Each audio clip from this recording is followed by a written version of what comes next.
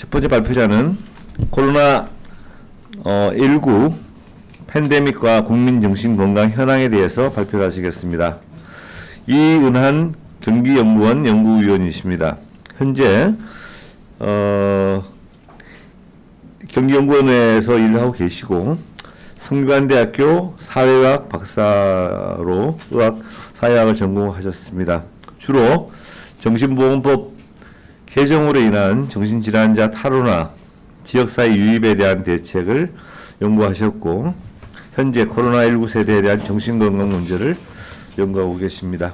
예, 이은한 연구원님께 강의 부탁드리겠습니다.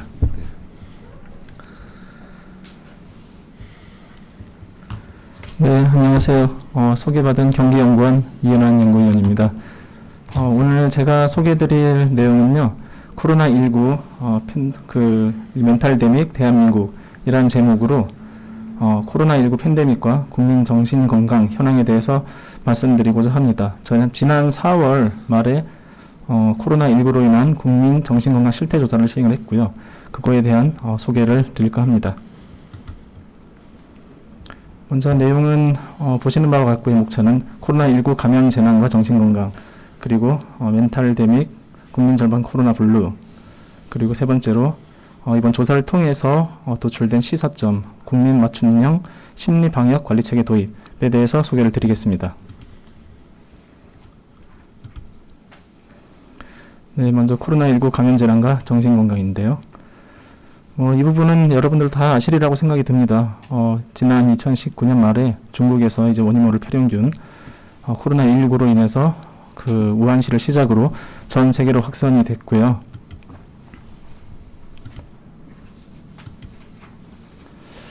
네, 그래서 지금 현재 2,500만 명의 확진자가 넘은 상황이고, 그리고 사망자도 85만 명이 이상으로 그렇게 발생하는 상황입니다. 국내도 마찬가지인데요. 2020년 1월 20일 국내 첫 확진자가 발생을 했고요.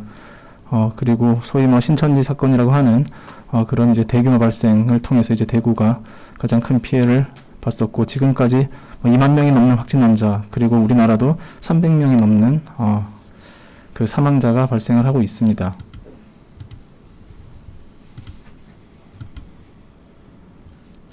네, 이런 감염병 재난은 정신건강에도 심각한 악영향을 미치는데요. 재난으로 인한 집단의 정서적 반응을 보면 재난 초기에는 이제 의사들, 그런 의료진들, 그런 영웅적 활동과 국민 단합 등 허니문 시기가 존재를 하는데요. 그 이후에 이제 현실적인 문제, 실업이나 경제적 어려움 등으로 인한 심리 정신적 건강 문제가 발생이 됩니다.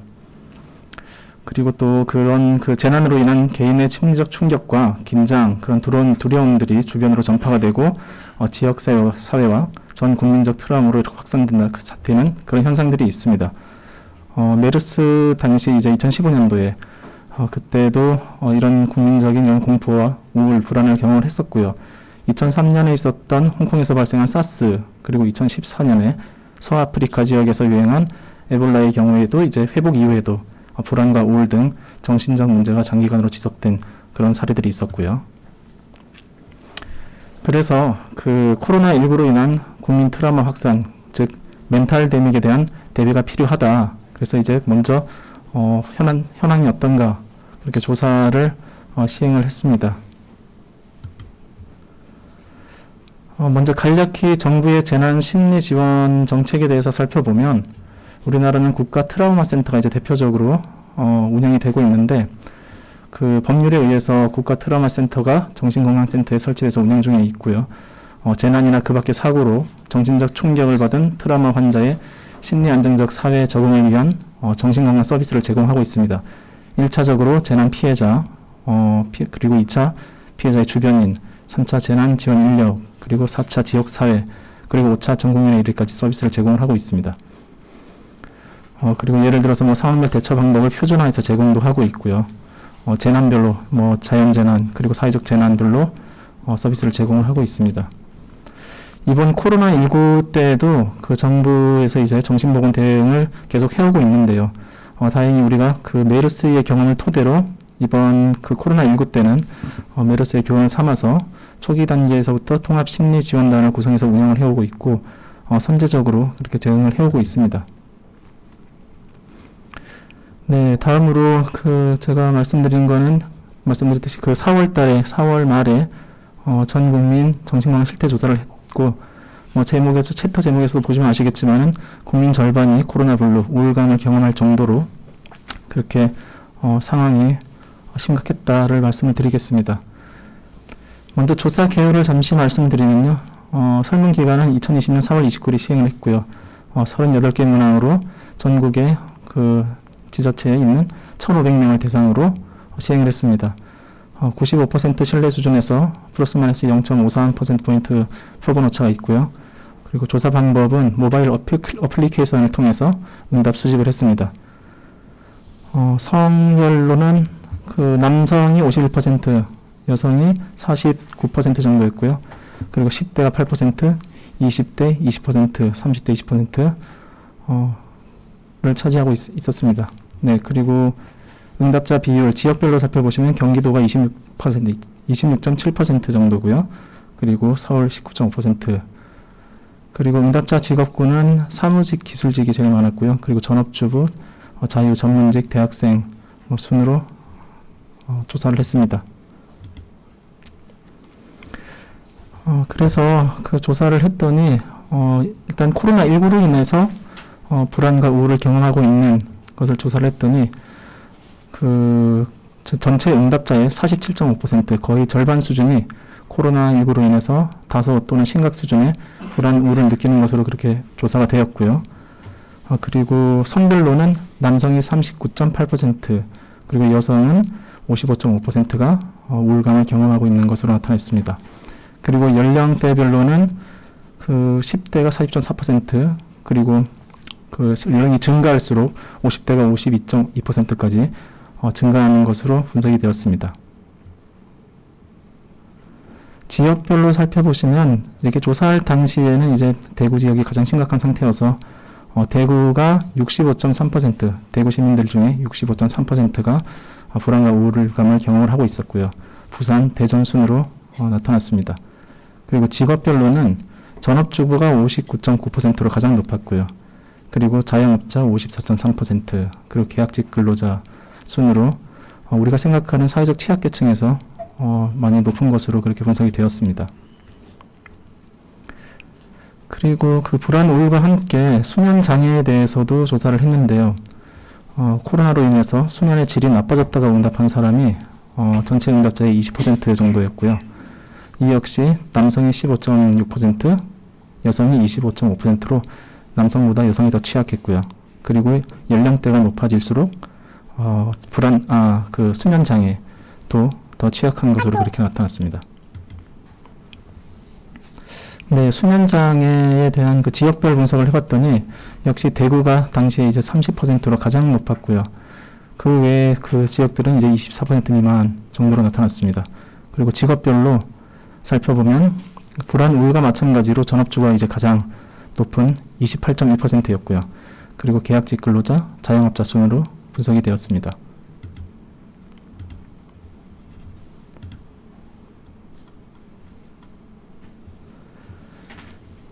다음으로 코로나19로 인한 스트레스와 그리고 일상생활 지장에 대한 조사를 했는데요. 조사 결과 코로나19로 인한 스트레스 정도가 3.7점, 그러니까 5점 리커트 척도로 조사를 했는데 3.7점으로 분석이 됐고요. 그리고 메르스, 이 수치가 메르스 대비 한 1.5배 정도, 그리고 경주 지진의 1.4배였고, 그리고 세월호 참사보다 더 높은 수준으로 국민들이 스트레스를 느끼는 것으로 나타났습니다. 일상생활 지장은 코로나19로 인해서는 4.1점이었고요.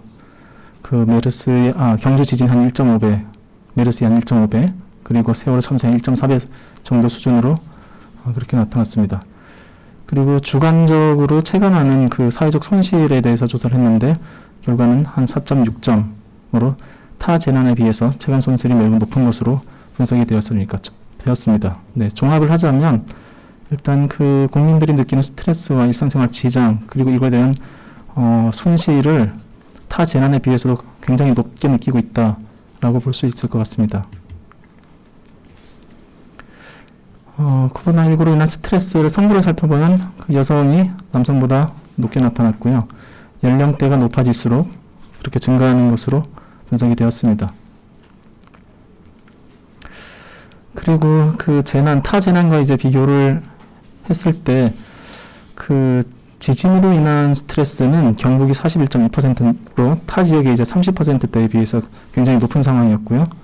그리고 그 코로나의 경우는 대구가 72.2%로 가장 높았는데 제주도를 제외한 전국에서 이제 50% 이상 유사한 수준으로, 즉 재난으로 인해서 정신 심리적 스트레스는 재난에 발생한 지역 또는 이제 직접 경험 여부에 따라서 상당히 이제 차이가 있는 것으로 그렇게 분석이 되었습니다. 그리고 코로나19 그 확진자를 이제 주변에서 접할 때 가장 먼저 느끼는 감정에 대해서 질문을 했는데, 국민 67.3%의 대부분이 확진자에게 느끼는 감정은 동정과 위로의 감정을 느꼈고요. 다만 그 뉴스에서 코로나19 뉴스를 접할 때 느끼는 감정은 특정 개인이나 단체의 일탈 행동에 대한 원망이 가장 높았고, 다음으로 이제 일선 의료 인력에 대한 응원, 코로나가 지속될 것이라는 절망 순으로 조사가 되었습니다. 그리고 코로나19에 대해서 정부의 그 대응에 대한 평가를 물어봤는데, 코로나에 대한 정부 대응 평가의 경우에서는 76.3%가 잘했다고 응답을 했고요. 이는 메르스와 경주 포항 지진이라든지 세월호 참사 등 타 재난과 비교를 했을 때 정부의 대응이 굉장히 좋았다라고 평가를 받고 있었습니다. 연령별로는 10대가 53.3%로 가장 낮았고요. 연령이 증가할수록 좋은 평가를 하고 있는 것으로 분석이 되었습니다. 그리고 향후 이번에 코로나19와 같이 그 신종 감염병을 출현했을 때 각 항목별로 신뢰도를 조사를 했는데요. 그 우리나라 의료진과 의료 기술에 대한 신뢰도가 90.7%로 가장 높았고요.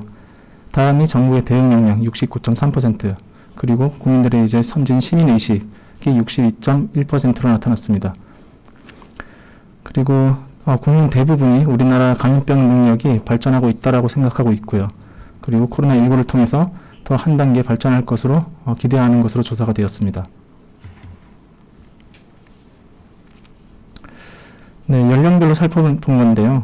의료진, 의료 기술에 대한 신뢰도, 이번 코로나 상황에 있어서는 그 연령별로 크게 차이가 없이 대체적으로 전 연령층에서 의료진과 의료 기술에 대한 신뢰도를 보이고 있는데, 다만 이제 정부의 대응 같은 경우는 10대에서 48.3%로 가장 낮았고요. 정부에 대한 신뢰도는 연령이 증가할수록 함께 증가하는 것으로 그렇게 분석이 되었습니다. 시민의식도 마찬가지로 10대에서 이제 가장 낮았고요, 신뢰도가. 그리고 그 연령이 증가할수록 신뢰도가, 그 시민의식에 대한 신뢰도가 증가하는 것으로 분석이 되었습니다. 그리고 코로나19에 대한 그 주관적 위험도, 그러니까 일반 시민이 느끼는 중증도가 어느 정도인지를 조사를 했는데, 그 49.4%가 독감 정도의 수준이다라고 응답을 했고요. 그리고 41.3%가 감기 정도로 생각하는 것으로 나타났습니다. 그래서 사실 그 정부가 느끼는, 그리고 우리 전문가들이 느끼는 그런 체감과 국민들이 인식하고 있는 코로나19의 중증도는 굉장히 차이가 좀 있었고요. 그리고 코로나19 주요 확산 원인으로는 종교 집회 등 대규모 모임이 52.9%로 가장 높았고, 다음으로 지속적 해외 유입이 16.3% 순으로 나타났습니다. 다음으로 코로나19로 인해서 심리 정신적인 고통을 완화하기 위한 그런 그 지원 서비스가 필요하냐라는 질문에 대해서는 거의 절반인 49.6%가 심리적 고통을 완화하기 위한 정신건강 서비스가 필요하다라고 그렇게 응답을 했는데, 다만 그 원하는 필요로 하는 그런 서비스의 종류는 계층별로, 연령대별로, 대상자별로 그렇게 다양한 것으로 나타났습니다. 예를 들어서 10대의 경우에서는 다른 연령층에 비해 신체활동 프로그램의 요구도가 가장 높은 반면에 중장년층의 경우에는 자가관리 프로그램의 요구도가 더 높았고요. 그리고 지역별로는 대구 시민의 경우에서는 그 개별 심리상담 프로그램에 대한 요구도가 높은 반면에 경기도 같은 경우는 그 인문 강의, 인문학 등 문화적 힐링 프로그램의 요구도가 높았습니다. 네, 그래서 지금까지 조사한 그 결과를 통해서 도출된 시사점에 대해서 잠시 말씀을 드리겠습니다. 물론 이 부분에 대해서는 이제 전문가들이 많으시고 다양한 방안들이 있으리라 생각이 되는데요. 저희가 그 연구를 통해서 조사를 통해서 도출된 결과를 잠깐 간략하게 소개를 드리겠습니다. 첫 번째가 멘탈 데믹 대비해서 그 심리정신 관리 체계 도입인데요. 대상자별로 맞춤형 심리정신 프로그램의 개발이 필요하다. 이에 대한 근거로는 조금 전에 말씀드렸듯이 각 대상자별로 느끼는 그 스트레스의 정도가 더 다르고, 그리고 필요로 하는 그런 서비스의 종류도 다양했기 때문에 그의 특성에 맞게 프로그램을 개발할 필요가 있다. 그리고 이를 위한 심층적인 연구가 필요하다. 라는 것을 제안을 드리고 싶고요. 다음으로 이번 코로나19도 마찬가지겠지만 지난 타 재난들, 그동안 우리나라가 겪어왔던 타 재난들과 봤을 때 재난 이후에 발생되는 그런 후속하는 그런 자살률의 상승, 거기에 대한 예방 전략의 마련이 필요하다를 제안을 드립니다. 이를테면 1997년에 외환위기 때 당시에도 우리나라 처음으로 이제 자살 사망률이 교통사고 사망률을 넘어서는 그런 현상들이 있었고, 2003년 카드 대란이라든지 그 후속되는 또 경제 위기들에서 항상 자살률이 증가하는 현상들이 있었기 때문에 그에 대한 대비 마련이 필요하고요. 그리고 감염병 정신응급 대응 체계 구축도 필요합니다. 감염병 대유행 상황에서 정신응급 체계가 마비되는 상황이 벌어질 수도 있기 때문에 그에 대한 대비가 필요하다를 제안을 드립니다. 그리고 마지막으로 심리 백신 프로그램 강화입니다. 트라우마는 누구나 경험할 수 있는데 그에 대한 회복력, 그 회복 탄력성은 사람마다 개인차가 있기 때문에 그에 대한 그 심리 백신 프로그램을 강화해서 서비스를 제공하는 것이 필요하다라고 그렇게 생각을 합니다. 네, 이건 실태조사 결과를 요약한 것이고요. 네, 이상 발표를 마치겠습니다. 감사합니다. 예, 감사합니다. 네, 좋은 서베이 결과 발표해 주시고 제안도 해주셨습니다. 뒤에 토론 시간까지 이현아 연구원님 같이 하실 수가 없다고 그래가지고 질문 사항을 몇 가지 좀 먼저 4시 전에 가셔야 되죠? 예, 그래서 먼저 좀 하나 받고 가셔야 될 것 같습니다.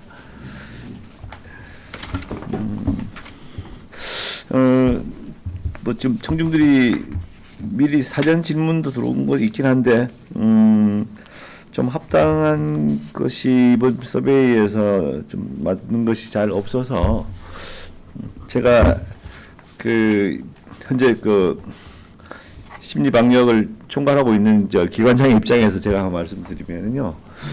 근데 용어에서 멘탈 데믹이라는 단어를 쓰셨는데 어떤 연유로 그런 단어가 쓰게 됐는지, 저희들은 아직 멘탈 데믹이라는 단어를 쓰지 않았기 때문에 예.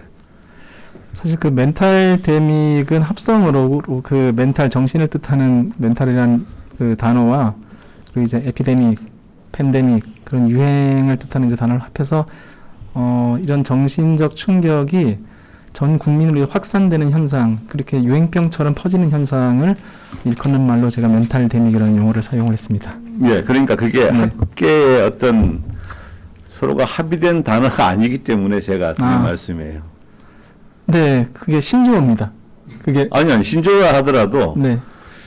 그러니까 예를 들면 이제 팬데믹이라는 현상을 하려고 그러면은 전 세계로 퍼져야겠다는 것이 확인이 된 다음에 WHO에서도 팬데믹이라는 단어를 썼거든요. 네. 그러니까 멘탈 데믹도 마찬가지로 지금 코로나 블루라는 단어를 쓰는 것에 대해서도 굉장히 신중하게 저희들이 붙였는데 네. 이제 코로나 블루를 보건복지부 입장에서 이제 코로나 우울로 바꿨는데 이런 용어의 통일들이 있거든요. 그래서 멘탈 데믹은 이게 전체적으로 우리가 쓰는 용어가 아니기 때문에 제가 드린 말씀입니다. 네.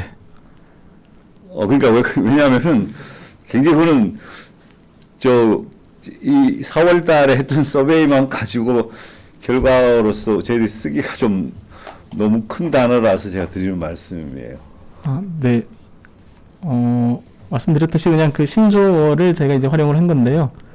네, 그 무슨 말씀의 취지인지는 충분히 이해를 하고, 네. 그러니까 이게 좀 강조하기 위해서 쓰신다. 네, 그런 의미에서 이제 사용을 했던 겁니다. 예, 뭐 이건 제 사견을 전제로 합니다만은 코로나 블루란 단어를 쓸 때도 저희들이 굉장히 신중하게 사실 써야 되고요.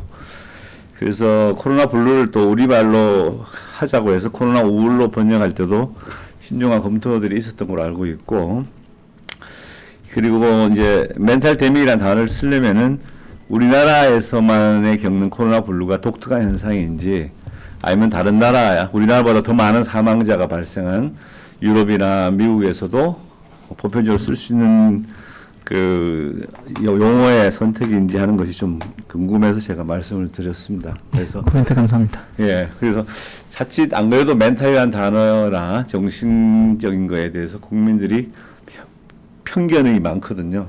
편견이 많은 상태에서 지나치게 또 이 코로나 팬데믹 현상 속에 또 정신질환에 대한 혹은 정신건강의 문제를 또 혐오로 많이 가져갈까봐 좀 우려가 돼서 용어가 좀 섬뜩하게 들리지 않나 싶고 제가 그냥 제 개인 사견을 전제로 한번 말씀을 드려봤습니다. 네, 코멘트 감사합니다. 예, 제가 너무 서베이 자체를 부정한다는 뜻은 아니고요. 예, 그렇습니다. 네, 알겠습니다. 뭐 다른 특별하게 지역별 편차는 지금 계속 코로나가 진행 중에 있어서 추후 많은 더 연구를 통해서 한 번 더 서베이가 진행된다면은 그 추이를 좀 볼 수 있지 않을까 생각을 해봅니다. 예. 네. 예. 경기연구원의 좋은 연구에 다시 한번 감사드립니다. 예, 고맙습니다, 이현 선생님. 예.